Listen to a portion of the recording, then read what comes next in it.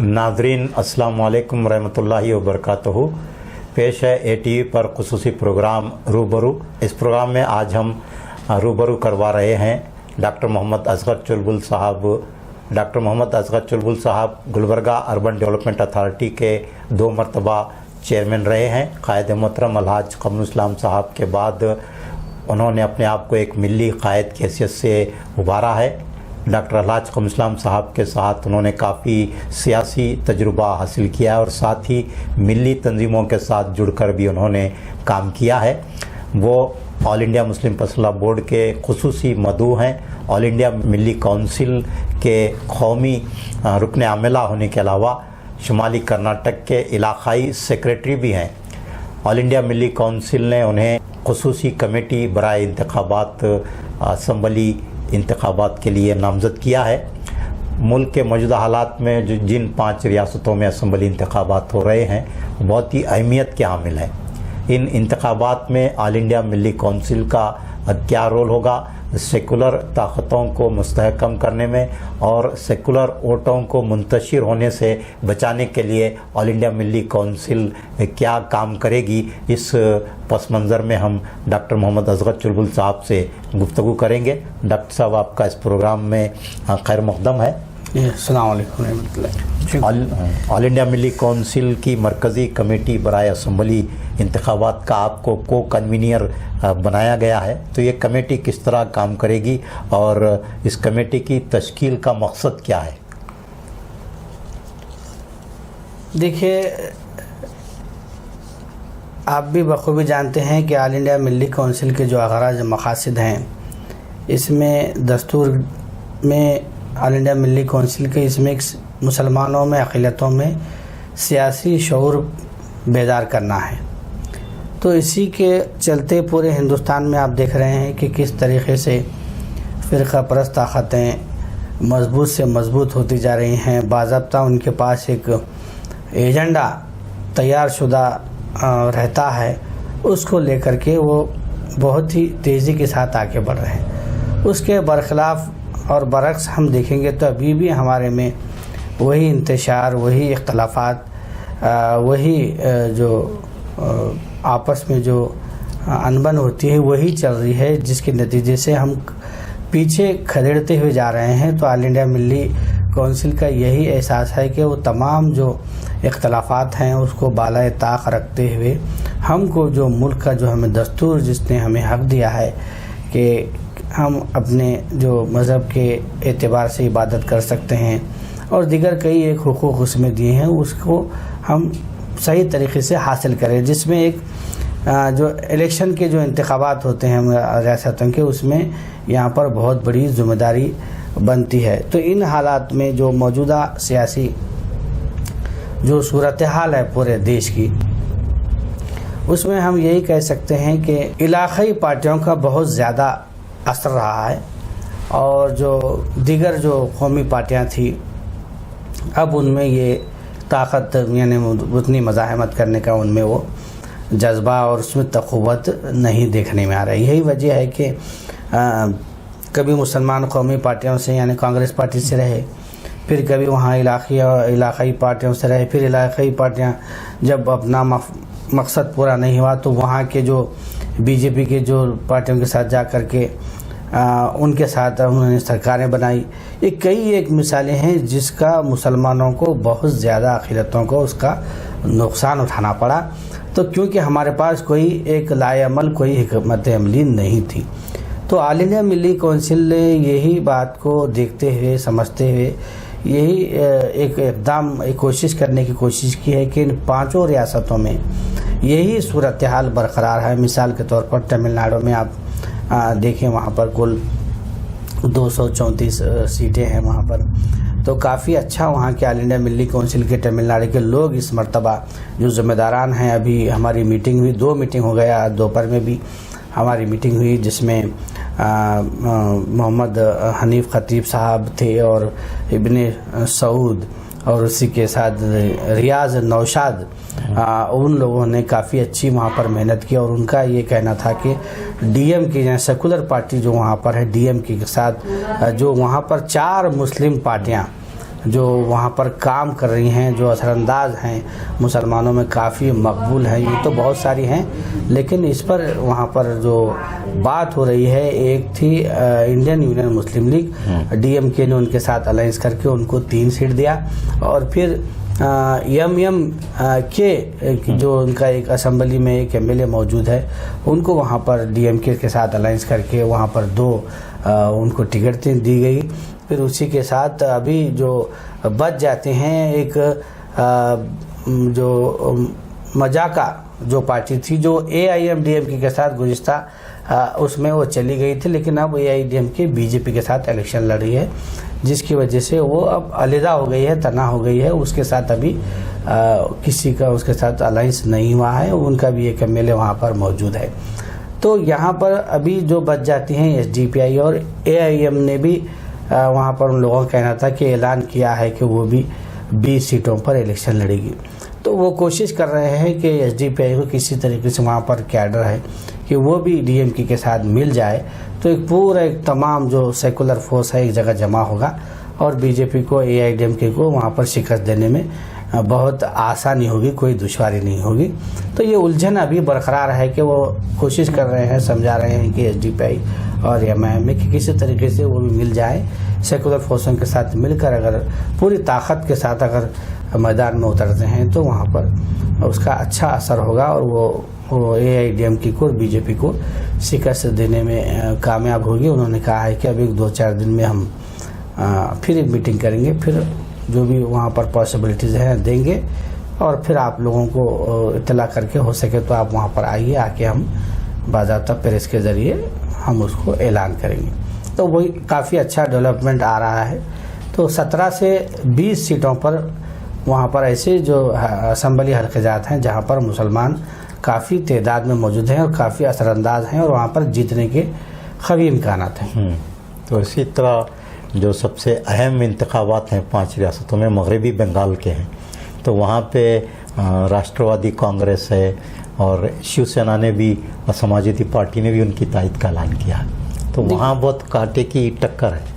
बिल्कुल वही वेस्ट बंगाल तो BJP का, आसाम और वेस्ट बंगाल ऐसा जो ऐसे जो रियासतें हैं जो BJP पूरी अपनी ताकत वहाँ पर लगाई हुई है, अपनी ताकत वहाँ पर झोंकी हुई है, क्योंकि वहाँ पर आसाम में आप देख रहे हैं कि वहाँ पर 34-35% वहाँ पर मुस्लिम वोटर्स का, माइनॉरिटीज़ का परसेंटेज है। उसी तरीके से मगरबी बंगाल का भी वही हाल है। तो वहाँ पर असल में ममता बनर्जी के साथ तमाम सेकुलर पार्टियां जो थर्ड फ्रंट बनाई थी वो उनके साथ खड़ी हैं, और साथ ही और एक सेकुलर पार्टी जो कांग्रेस है, लेफ्ट के हैं और दूसरे जो पार्टियां हैं वो उनके साथ खड़ी हैं। तो यहाँ पर 2 सेकुलर पार्टियों के बीच में यही तशवीश जाहिर की जा रही है। और एक मौलाना की AISF जो पार्टी उन्होंने भी उतारने का मैदान में मुजाहरे का ऐलान किया है। तो ये 3 जो पार्टियां एक तरफ हैं, फिर ममता बनर्जी की एक है।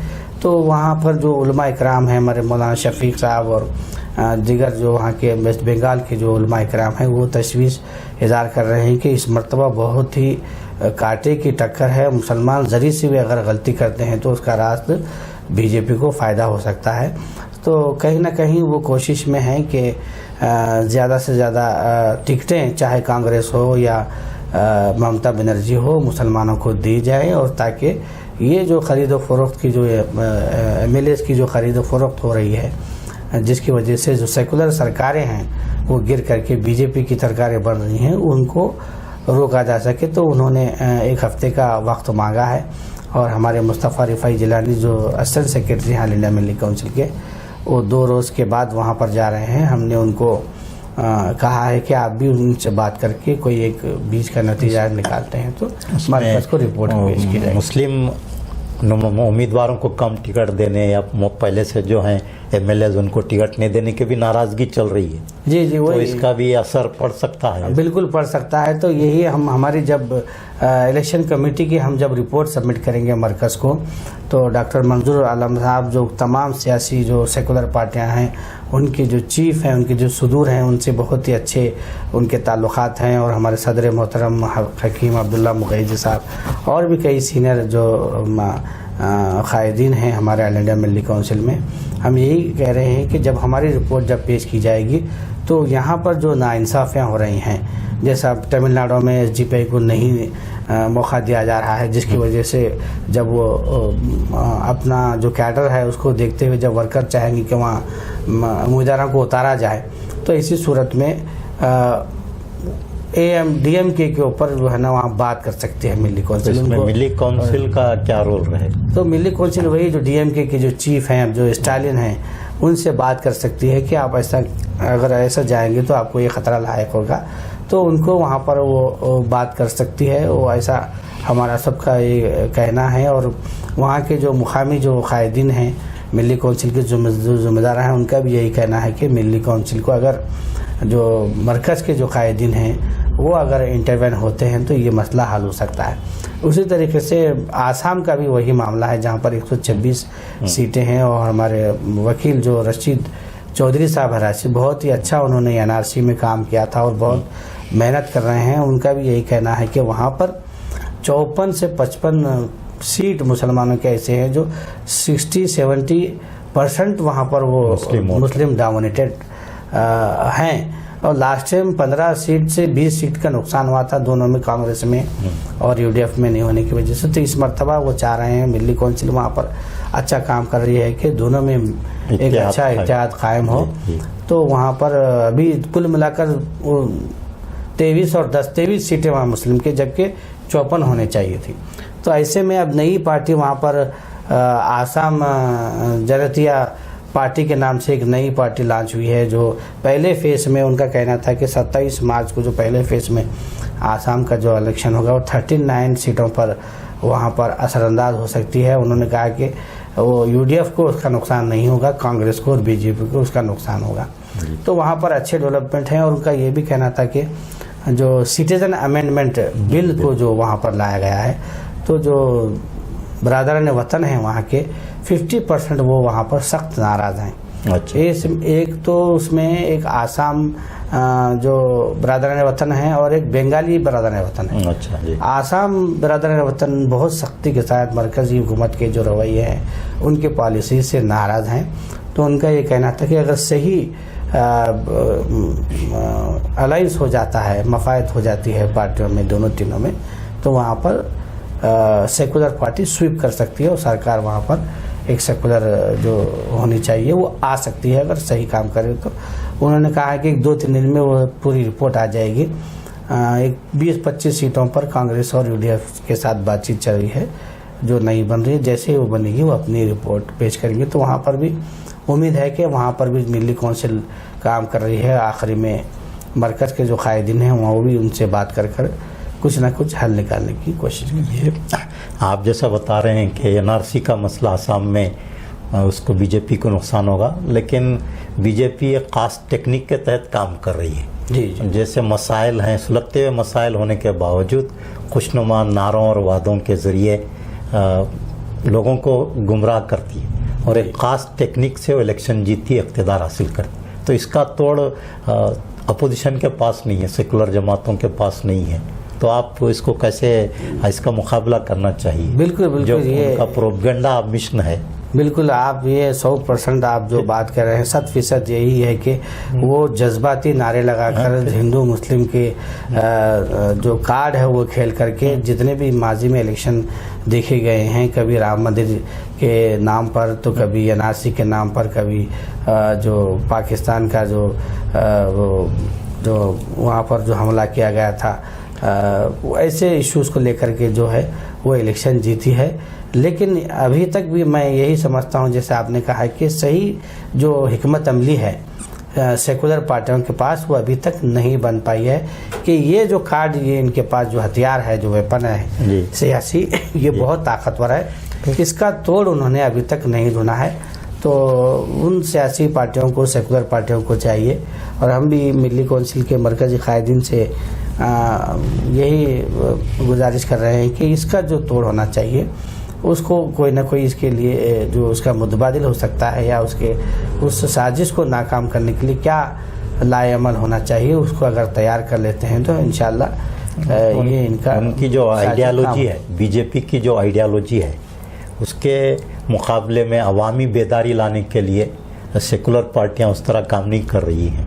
बिल्कुल सेकुलर पार्टियां भी अगर देखा जाए तो उसी आइडियोलॉजी के तहत काम कर रही हैं। वही तो जो कार्ड जो तेजी से जो काम कर रहा है हिंदू मुस्लिम का, उससे सेकुलर पार्टियां भी परेशान हैं और वो भी अपनी जो एमएलए हो या पार्टी में हो अपनी पकड़ मजबूती से बनाए नहीं रखे हैं, जिसकी वजह से उसका नुकसान दलितों को, बैकवर्डों को, मुसलमानों को बहुत रास तौर पर हो रहा है। तो वो उन लोगों को भी चाहिए कि जो पार्टी का जो लायल होता है, पार्टी के जो उनके जो सिद्धांत उसूल होते हैं उस पर जो कायम रह सकता है, उन्हीं लोगों को टिकट दें जो एतमाद के काबिल हैं। वरना कितनी मेहनतें हम करते हैं, देखते हैं, फिर जब इलेक्शन हो जाता है 10-5 एमएलए की जब ज़रूरत होती है तो वो उसको ख़रीद लेते हैं। और अब तो कई एक ऐसे जो ऑफिशियल जो डिपार्टमेंट्स हैं उसको वो बीजेपी उसको भी इस्तेमाल करके एमएलए को अवाम में बेदारी लाने का काम मिली काउंसिल कर सकती है, इंटेलेक्चुअल्स को इस्तेमाल कर सकते हैं। हम यही चाह रहे हैं कि डोर टू डोर असम्बली 5 असम्बलियों को जो इंतखाबात हैं उसमें इस तरह की कोई हिकमत अमली ऑल इंडिया मिली काउंसिल की है क्या? वही उस पर ही काम चल रहा है। तो वही हम जैसा कि बतला रहे थे कि बहुत तशवीशनाक हालात हैं, सूरत हाल है देश की।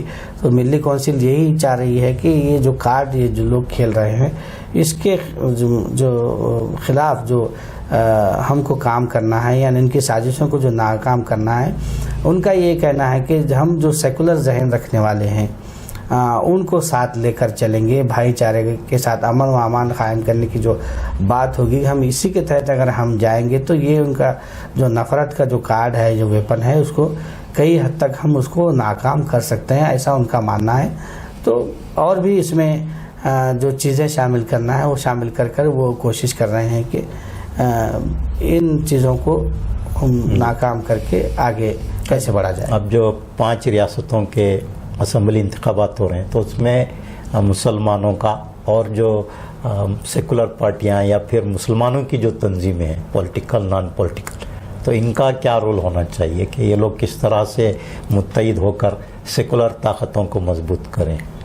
तो ये जो मुकामी जो तंजीमें हैं, लोकल जो सियासी पार्टियां हैं जो अभी जिनको पूरे तरीके से वो कहीं पर भी जगह नहीं मिल रही है, तो उनको ये चाहिए कि अब ये जो 23 का भी है, जो भी अब जो इलेक्शन वहाँ हो रहे हैं, उन इंतखाबात में सब्र और तहम्मुल का मुजाहरा करते हुए जो सियासी जो अलायंस जो गठबंधन बना है, जो एक प्लेटफॉर्म वहाँ उन रियासतों में तैयार हो रहा है, उसके साथ अगर जाएं तो बहुत बेहतर रहेगा, बजाय इनफरादी तौर पर इंतखाबात लड़ने के या जज्बात में आकर के सामने AIADM के है या BJP की जो हलीफ पार्टियां हैं उनके साथ जाने के। ये ऐसा काम ना करें, थोड़ा बहुत सब्र करें। इंशाअल्लाह ज़रा हालात अगर सुधर जाएंगे तो उनके लिए भी मौक़े फराहम हो सकते हैं। पहले हमारे सामने जो ज़बरदस्त जो चट्टान की तरह हमारे सामने जो BJP खड़ी है, जो पूरे हाथ धोकर मुसलमानों का जो उनके मफादात को मुतासिर करने की और उनके हुकूक को छीनने की जो एक मुनज़्ज़म साजिश के तहत आगे बढ़ रही है, उसको पहले हमको रोकना होगा। बाद में हम अपने अपने जो इनफरादी जो मफादात हैं उसको अगर देखेंगे तो बहुत सही रहेगा। फ़िलहाल हमारे सामने बहुत बड़ा चैलेंज बीजेपी का मतलब ये नहीं कि वो सियासी पार्टी है, उनके पीछे जो ताकतें हैं जो पूरी तरीके से मुसलमानों को एका व तन्हा मुल्क में करने की कोशिश कर रहे हैं, वो ताकतें हैं, उनको उन ताकतों को हम देखते हुए पहले हम इस मुल्क से जो संविधान को वो चेंज करने की जो बात कर रहे हैं, तब्दील करने की जो बात कर रहे हैं, उनसे हम पहले मुकाबला कर रहे हैं। बाद में हम ये छोटे छोटे अलायंस बन रहा है, इत्तेहाद हो रहा है, तो उसमें कुछ शराइत भी रखी जा रही हैं क्या मुसलमानों के बारे में, बैकवर्ड दलित्स के बारे में? हाँ, जब वो बातचीत होगी तो वो जाहिर बात है उस पर वो तमाम चीज़ें वो आएंगी और वो जब पावर में आएंगी तो शेयरिंग जो भी होगा और जो मुस्लिम मसाइल हैं, जो इश्यूज़ हैं, वो उनके मफादात को वो प्रोटेक्ट करेंगी। वो सारी चीज़ें वहाँ के जो मुकामी जो हमारे मिली कौंसिल के जो कायदीन हैं वो बात कर रहे हैं। ना सिर्फ वो अकेले हैं बल्कि दीगर जो उलमा इकराम हैं, अब जैसा तमिलनाडु में अच्छी बात निकल के आई कि वहाँ पर जजेस, रिटायर्ड जजेस हैं, एडवोकेट्स हैं और उलमा इकराम हैं, दानिशवरान हैं, ये सारे मिल करके मिली कौंसिल के साथ मिल करके एक बड़ी ताकत बन करके वहाँ पर काम कर रहे हैं, जिसके अच्छे असरात वहाँ पर मुरतब हो रहे हैं। उसी तरीके से आसाम में भी पूरे एडवोकेट्स जिन्होंने एनआरसी में काम किया था वो भी बहुत अच्छी तरीके से काम कर रहे हैं और बदरुद्दीन अजमल साहब से भी वो अपना राब्ता बनाए रखे हैं कि किसी भी सूरत में आप जो भी हो अलायंस अगर हो जाता है तो जो 50 से 54 जो सीट जो आने हैं, जो गुज़िश्ता जो नुकसान हुआ है वो इस मर्तबा नुकसान ना हो। तो अल्हम्दुलिल्लाह वहाँ पर अच्छा काम हो रहा है। ज़रा बंगाल में ही बहुत तशवीशनाक सूरत हाल है, जिसकी वजह से वो अभी उसकी पूरी सियासी जो पिक्चर सूरत हाल है वो सामने निकल कर नहीं तो ये मिली कौंसिल की जो इंतखाबी कमेटी बनाई गई है मरकज़ी, तो उसकी कोई रिपोर्ट वगैरह कब तक आने वाली है? अभी देखिए पहला जो मरहला है 27 मार्च को आसाम में है, फिर एक है, फिर 6 तारीख को तमिलनाडु में एक फेज़ में है। तो उससे पहले हमने रियासतों के जो मरकज़ से जो रिपोर्ट उन्होंने पूछी है कि जल्द से जल्द मीटिंग करके जो क्या लाएमल होना चाहिए, क्या सूरत हाल वहाँ पर होनी चाहिए, वो रिपोर्ट हमने जो इलेक्शन कमेटी है उनसे मांगी है। उन्होंने कहा है कि 2-3 रोज़ में वो फिर एक जो अभी अलायंस की बातें हो रही है, गठजोड़ बन रहा है, तो जब बन जाएगा तो हम उसको क्या वहाँ पर मदद कर सकती है मरकज़ की मिली कौंसिल, वो उन सिफारिशात को वो हमारे सामने रखेंगे। फिर हम उसमें अपनी अपनी राय रख कर के मरकज़ को रिपोर्ट भेजेंगे। मरकज़ हतमी एक फ़ैसला लेकर के इन 5 रियासतों में जो जिस तरीके से काम करना है वो अपना काम करेगी। जी, तो नाज़रीन, गुफ्तगू हो रही थी, हिंदुस्तान की 5 रियासतों में असम्बली इंतखाबात हो रहे हैं। इन इंतखाबात में सेकुलर फोर्सेस को मुत्तहिद करने के लिए और सेकुलर जो वोट हैं वो मुंतशिर ना हो, इसके लिए क्या हिकमत अमली अपनाई जाए, इस सिलसिले में ऑल इंडिया मिली कौंसिल ने एक बहुत बड़ा इक़दाम किया है और एक खुसूसी कमेटी तश्कील दी गई है इन इंतखाबात के लिए। और इस कमेटी का को कन्वीनियर डॉक्टर मोहम्मद असगर चुलबुल साहब को बनाया गया है। इसी पस मंज़र में हम डॉक्टर मोहम्मद असगर चुलबुल साहब से गुफ्तगू कर रहे थे। फिर अगले प्रोग्राम में आपसे मुलाकात होगी। अल्लाह हाफ़िज़।